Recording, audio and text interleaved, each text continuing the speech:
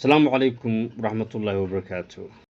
Welcome back to English with Susman official channel again and again. Conversation wada sheekaysi about ku saabsan toilerring lessons cashirada harqaanka. Toilerring lessons cashirada harqaanka. Ali, hello Ahmed, ayuu yiri. Haye Ahmed, you look waxaad u egtahay happy mid faraxsan. How are your classes going on? Sidee daraasadahaada u socdaan? Oh, it's very exciting. Aad bay u xiiso badan tahay daraasadeeda. Today maanta we learned waxaan soo baranay how to make sida loo sameeyo button holes. Gudaha ama godadka guluusaha sida loo geliyo.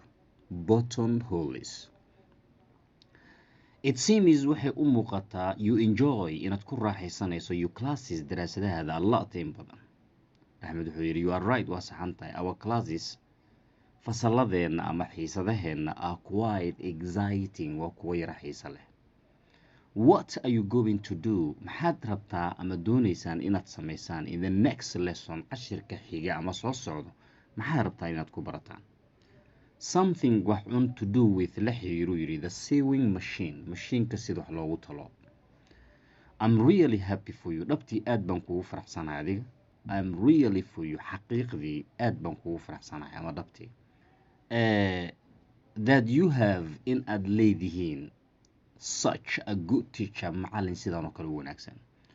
I'm happy too. Sidoo kale anigu waan ku faraxsanahay. Our teacher macallinkanaga gives us wuxuuna siiyaa a lot of encouragement, dhiirigelin badan. A lot of encouragement, dhiirigelin badan buuna siiyaa. Do you like ma jeceshahay what you are doing waxa aad samaynaysaa ma ka heshaad?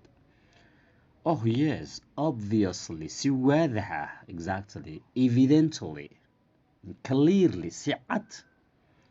Can't you see miyaadan arki karin how happy I am sidaan u faraxsanahay?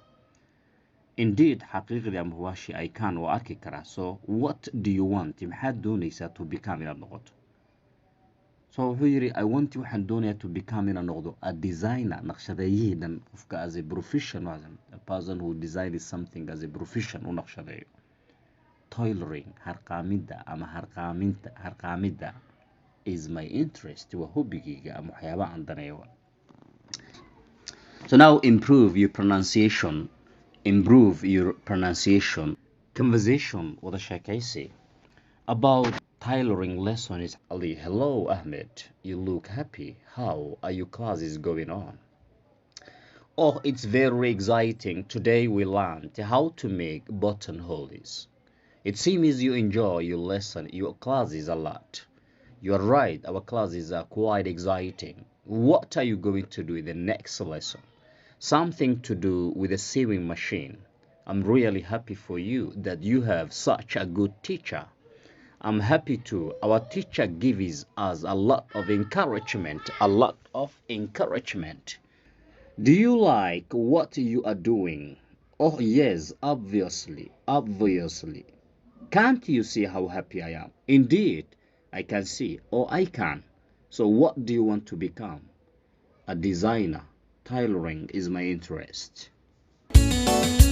ألف لو كنا بي ألف لو سنا بي ألف لا قذي